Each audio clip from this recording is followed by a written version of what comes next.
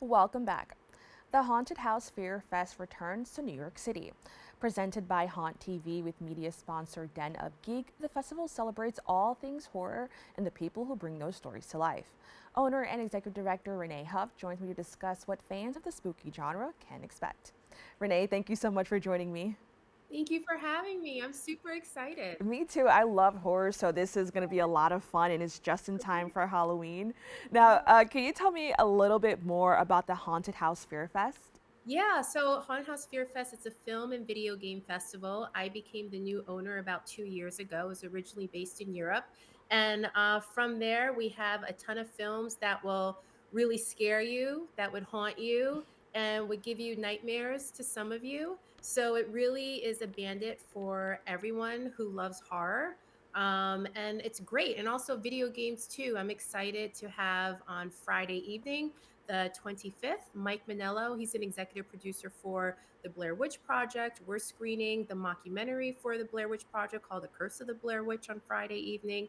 And he's also going to talk about his video game, Broken Spectre, and also a paranormal TV show by Haunt TV called Haunted Discoveries. That's going to do a special screening on Saturday night. And as a lineup before that for a bunch of horror films that I have coming out. So it's really going to be a whole lot of fun.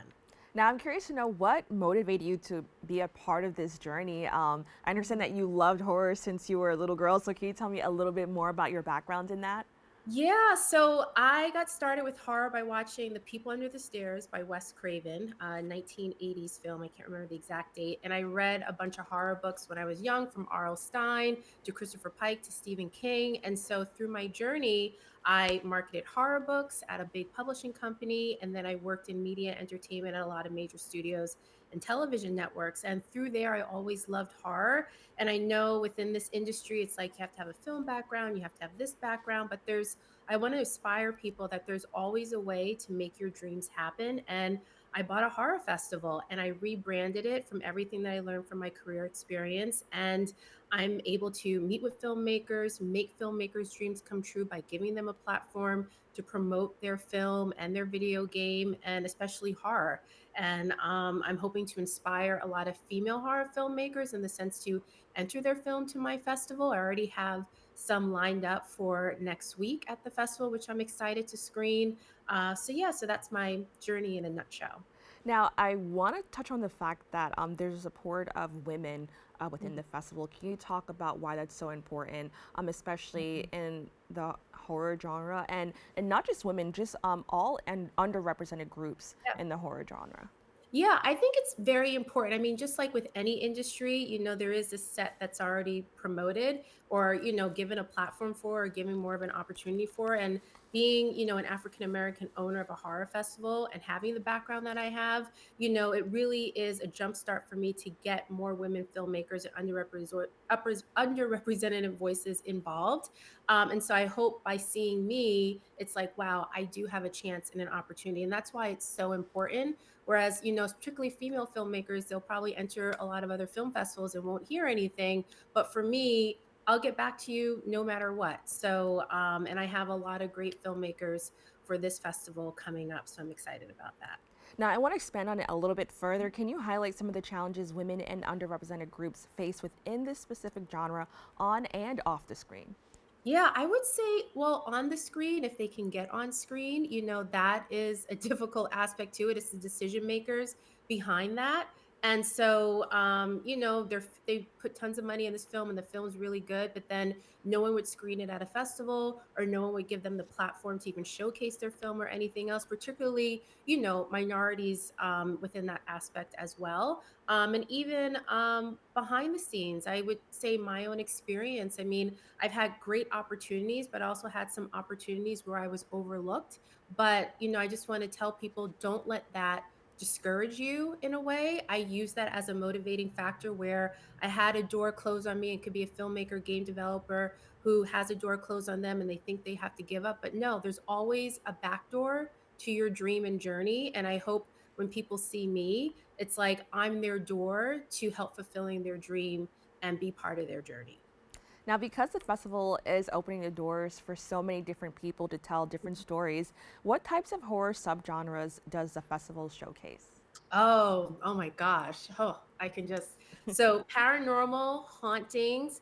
There is a film called The Queue where I will start off by saying it premieres Saturday night. It's if you feel like fainting or or just closing your eyes, then just remember it is The Queue. So from I have paranormal hauntings, gore, horror comedy. I have Wicked Image, directed by Caitlin Shear. That's a great horror comedy that I have out. Lauren Keller, award-winning filmmaker. She has a film, A Little Glass of Rum. And then also have like a black and white type of movie by Ladan Bahan. She's a Persian film female director, and it's called Maldora. It's basically an aspiring author working on her new book summons a malevolent entity intent on consuming her soul. So anywhere from creepy to hauntings to paranormal to some blood, a lot of blood. It really is a full range of all the movies that you would want to look for in horror around Halloween. And I also want to highlight games because I've become Mhm. a huge fan of horror games. They're so much fun. Yeah. And I think they scare me more than movies because you actually take control. You know, Yeah. what can fans who are gamers and who also love horror expect? Yeah, so I'm great. I'm glad you brought that up because that is a sector that I'm really trying to build upon because a lot of horror festivals they just show films and not video games. And so we're kicking it off with Broken Spectre that won best video game last year. And then we also have two other games that I'm going to showcase that I can't reveal yet for horror games that where they won an award, two awards as well. I'm really looking to get more submissions for next year.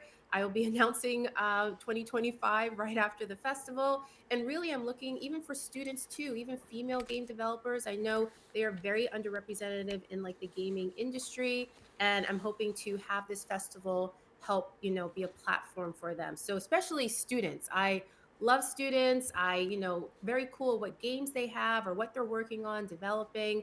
I'm always wanting to know. And I just want to say it's not just horror, dark fantasy, I love Lord of the Rings, sci-fi type of fantasy. So it really covers the bandit with my festival.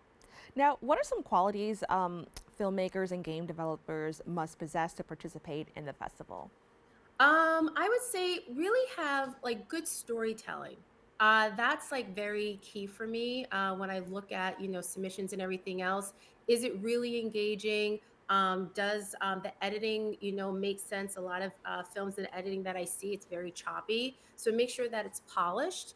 Um, Honestly, it's just I don't want to pigeonhole what type of characteristic I see. Just be yourself and let your creativity shine. And I always say to the filmmakers that don't get picked and the game developers that don't get picked, it's like there's always next year. I got told a lot of no's, but I still kept on pushing forward. And, I have a festival to help people with their dreams as well and push forward. Now, I'm curious to know, since you became a horror fan at a young age, do you Yeah. have any advice for children who love horror? And I know there's also kind of some movies that kind of touch on the horror element in a kid-friendly way. You know, what are Yeah. your thoughts on that, and what do you hope to see for that in the future? Oh, I love that. I would say how I like initially got started was books. I was an avid reader when I was younger, from Christopher Pike to R.L. Stein. I mean, my suggestion to really start there.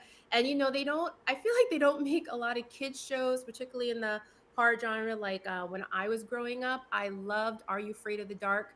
That really kickstarted even more so. I say graduated to watch The People Under the Stairs, directed by Wes Craven, where I was like, oh, okay, but I would start out with, books and just being an avid reader of horror books, just the storytelling, what makes good sense to you, what doesn't. It helped me decide what I like and what I don't like. I love the haunting and the paranormal aspect of it.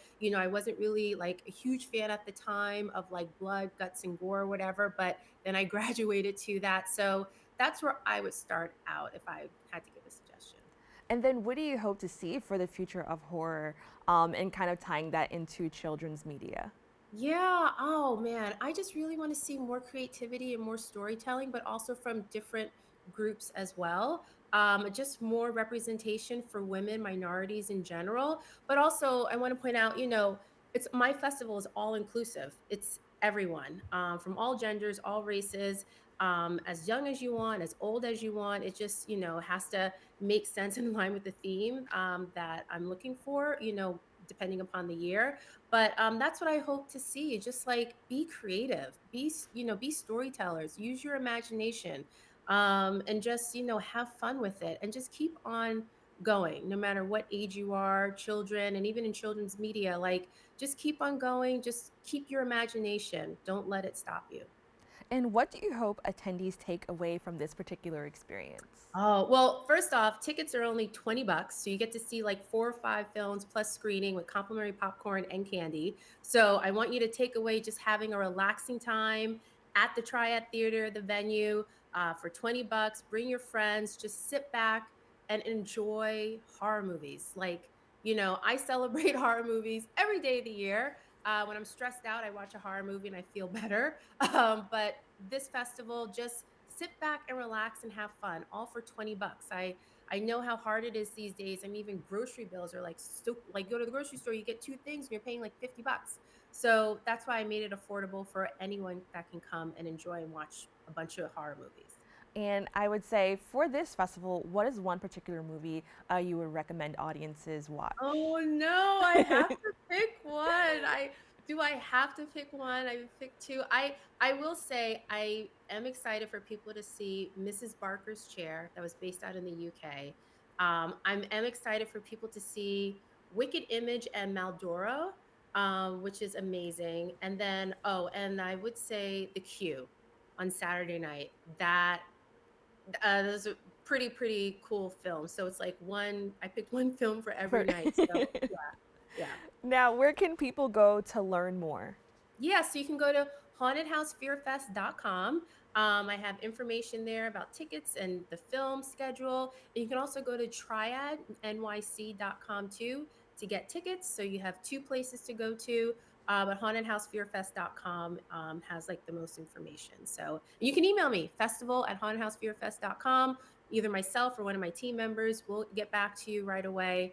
And we're just excited for people who love horror and want to watch horror films, all for $20. That's all you have to do. So, Well, Renee, thank you so much for joining us. I could talk about this all day because I Yay. love horror, but once again, thank you so much for sharing a little bit about the community you created with us Thank here in you. the Bronx.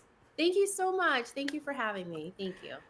To learn more about the Haunted House Fear Fest, see the full lineup or buy tickets and visit their website at hauntedhousefearfest.com. Don't go away, there is more open when we return.